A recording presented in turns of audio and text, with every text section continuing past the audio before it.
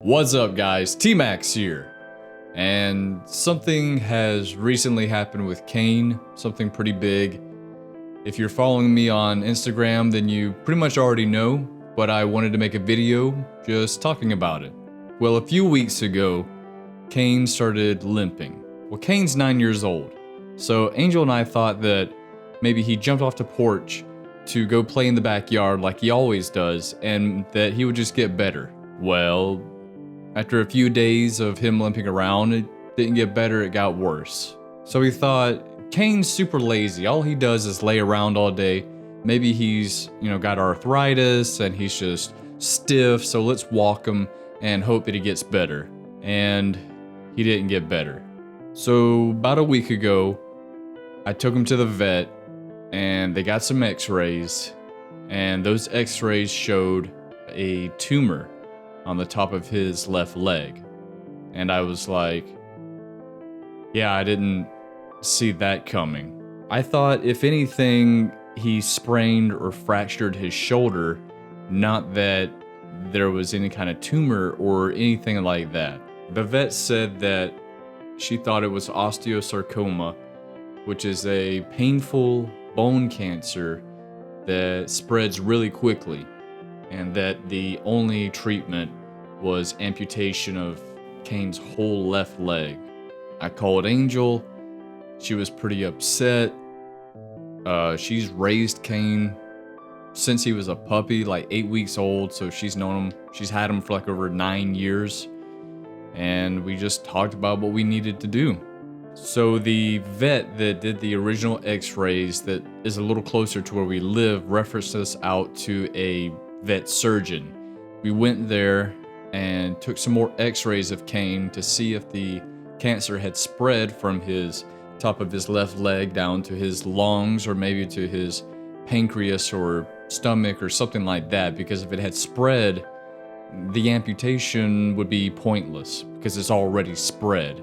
So we got the x-rays, and thankfully it hadn't spread, because it would have reduced his lifespan to maybe a month or two, something like that. So the next step after that was to get the amputation as soon as possible, because although it hasn't spread, it does spread quickly, and we need to stop it before it spreads.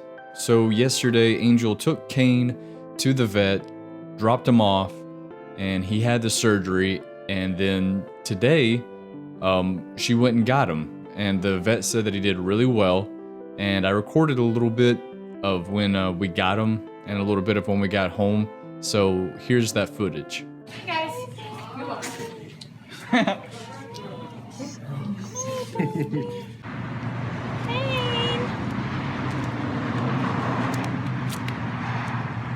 He's our little seal. Yeah. All right, let's get him home. All right, baby, let's go.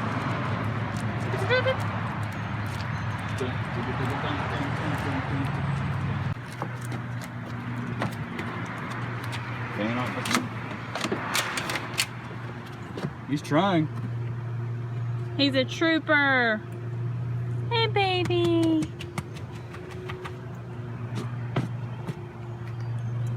Hey, pretty boy.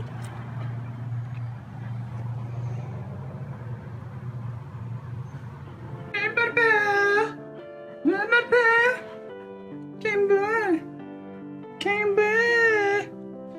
I like your shave, dog.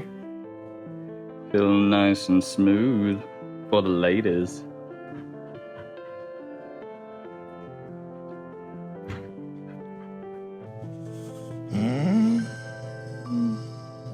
He's in pain. So this is Kane Boy resting. As you can see, his wound is nice and grody. So if you puked on your computer, make sure to wipe it off now. And as if losing a leg isn't humiliating enough, he's gonna have to wear this comb. So, no doggy booty for you. All right, wave bye, Kane. Wave bye-bye with the leg you got.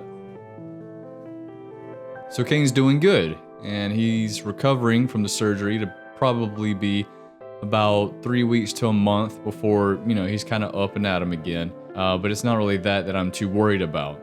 The thing is that even with the amputation, it really cut Kane's life down. We were hoping to get 3 or 4 years more with Kane, but because of this, even with the amputation, we're looking at maybe 3 to 4 months. And if Kane received chemo, maybe a year or 2. Maybe.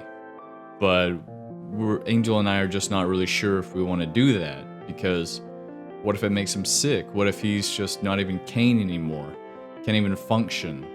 The vet said that dogs don't react the same way to chemo that humans do, but even though I don't know if we can afford it, and if it does make him sick, is it worth it? We're thinking just let him live out the rest of his days just being Kane.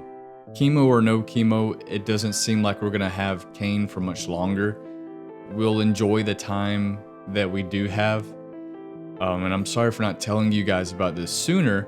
I did post it on Instagram. It's just for the last 3 days I've worked back to back 13-hour shifts, so that doesn't leave any time for anything.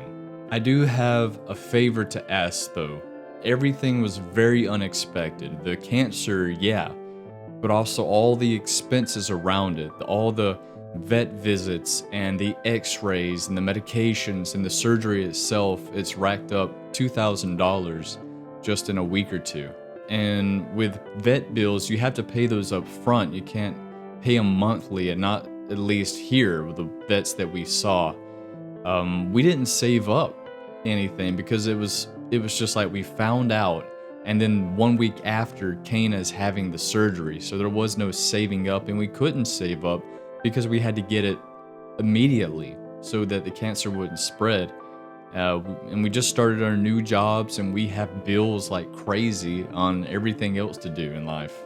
So we have started a GoFundMe for Kane and the operation and just all of this. And I'll leave a link for that in the description, but that just covers the bills and just this large, sudden, unexpected series of expenses.